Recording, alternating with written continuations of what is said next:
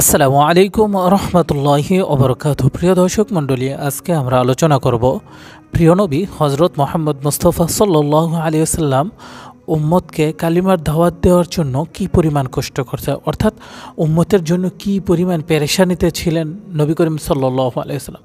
প্রিয় দর্শক, আমরা সকলেই জানি আমাদের প্রিয় নবী হজরত মোহাম্মদ মুস্তাফা সাল্লাল্লাহু আলাইহি ওয়াসাল্লাম দুনিয়ার জমিনে আগমন করে উম্মতি উম্মতি বলে কান্না করেছেন। এখনও কাঁদে রওজে আতহার মদিনাতুল মুনাওয়ারায়, কাল কিয়ামতের ময়দানেও উম্মতের জন্য কাঁদবে। প্রিয় দর্শক মণ্ডলী, নবী করিম সাল্লাল্লাহু আলাইহি ওয়াসাল্লাম সরারে কায়নাত নবীর সিফত কি পরিমাণ ছিল। আমরা যেন আয়েশা সিদ্দিকা রাদিয়াল্লাহু তাআলা আনহু বলে, সারাদিন নবী দিনের দাওয়াত দিয়ে আসার পর রাত্রিবেলায় এশার নামাজের পর আল্লাহর নবী হুজরাখানার মধ্যে আসলেন। এসে হুজরাখানার মধ্যে বসলেন না, ঘরের মধ্যে একবার এদিক ওদিক নবী হাঁটা চলা করতেছেন, অর্থাৎ শর্টফট অস্থিরতা বাপ নবীর ভিতর কাজ করতেছে। যেন আয়েশা সিদ্দিকা রাদিয়াল্লাহু তাআলা আনহু বলে, ইয়া রাসূলুল্লাহ, একটু বসেন, সারাদিন তো দিনের দাওয়াত দিয়ে আসলেন, একটু বিশ্রাম তো করবেন, কি এত অস্থিরতা আপনার ভিতর, একটু বসেন, বিশ্রাম করেন, একটু আরাম করেন।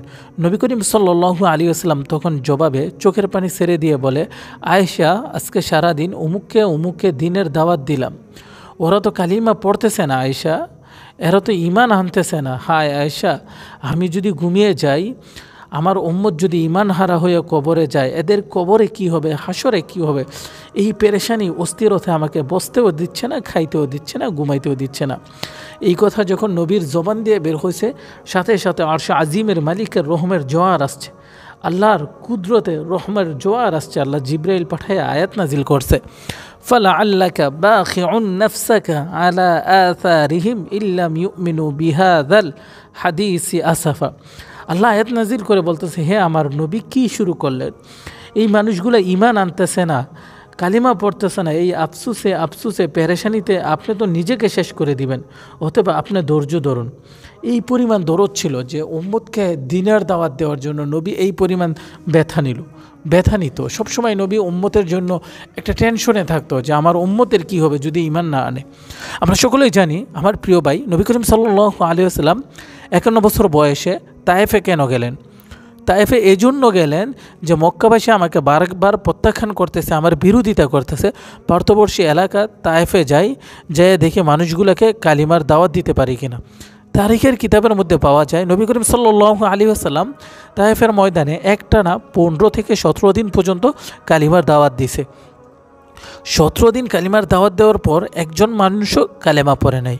উল্টো নবী করিম সাল্লাল্লাহু আলাইহি ওয়াসাল্লামকে অকাতরে অজরে পাথর মাইরা তারাই দিস। এই পরিমাণ নবীকে পাথর মারছে, পাথরের আঘাতে নবী বেহুশ হয়ে তায়েফের ময়দানে পড়ে গেছে। অতএব নবীর সমস্ত শরীর রক্তাক্ত জারজা হয়ে গেছে। নবী করিম সাল্লাল্লাহু আলাইহি ওয়াসাল্লাম তায়েফ থেকে আসার সময় নাখলা নামক একটি জায়গায় আঙ্গুর এবং খেজুরের বাগানে ঢুকছিল। সেখানে সেই বাগানের মালিক ছিল উকবা। এই উকবা তখন দেখছে যে এতিম মোহাম্মদ খেজুরের বাগানে ঢুকছে। তখন এই উকবা কাফেরদের লিডার ছিল উকবা, তো তিনি তার গোলাম আদ্দাসকে কিছু খেজুর এবং আঙ্গুর দিয়ে পাঠাইছে, ওই যে এতিম বাচ্চাটা ঢুকছে তাকে যে খেজুরগুলা দিবা।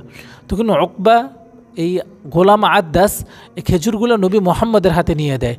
কিন্তু কিছুক্ষণ পর এই উকবা যখন নবীর সামনে আসছে, উকবা নবীর এই করুণ রক্তাক্ত দৃশ্য দেখে উকবা পর্যন্ত চিৎকার দিয়া বলছে, হায় তায়েফবাসী, তোরা এটা কী করলি? একজন মানুষরে বুঝি মানুষ এইভাবে মারে? আরে আমরাও তো 11 বছর বিরোধিতা করছি, আমরা তো একটা মানুষকে এইভাবে মারিনি, মানুষ কীভাবে এইভাবে মারে? আমার ভাই, নবীর দিলে কালেমার বাণী পৌঁছানোর জন্য, উম্মতকে মুসলমান বানার জন্য এই পরিমাণ কষ্ট ছিল, এই পরিমাণ আঘাত পাইছে, ব্যথা পাইছে যে এক কাফেরদের লিডার, শ্রেষ্ঠতম কাফেরদের সর্দার পর্যন্ত নবীর রক্তাক্ত দেহ দেখা চিৎকার দিয়ে উঠছে, হায় তায়েফবাসী, তোরা এটা কী করলি? একজন মানুষকে মানুষ বুঝে এইভাবে মারে। আমার নবীর ভিতর মানুষকে সঠিক পথে আনার জন্য এই পরিমাণ সিফাত ছিল। আমার প্রিয় ভাই ও বোনেরা, এটা বলার উদ্দেশ্য হচ্ছে আমার নবী আমার জন্য এত পরিমাণ কষ্ট করছে। আমরা যদি আমাদের জিন্দিগি নবীর সিরাত সুন্নত মোতাবেক না সাজাইতে পারি, কাল কিয়ামতের ময়দানে নবীর সুপারিশ পাবো না। আর নবী যদি আমাদের সুপারিশ না করে, তাহলে আমরা জান্নাত হইতে পারবো না। অতএব আমাদের সকলের নবীর সুন্নত সিরাত সুরত মোতাবেক চলা দরকার। আল্লাহ পাক রব্বুল আলামিন নবীর সুন্নত মোতাবেক আমাদের চলার তৌফিক দান করুক, আমিন। আসসালামু আলাইকুম ওয়া রাহমাতুল্লাহি ওয়া বারাকাতুহু।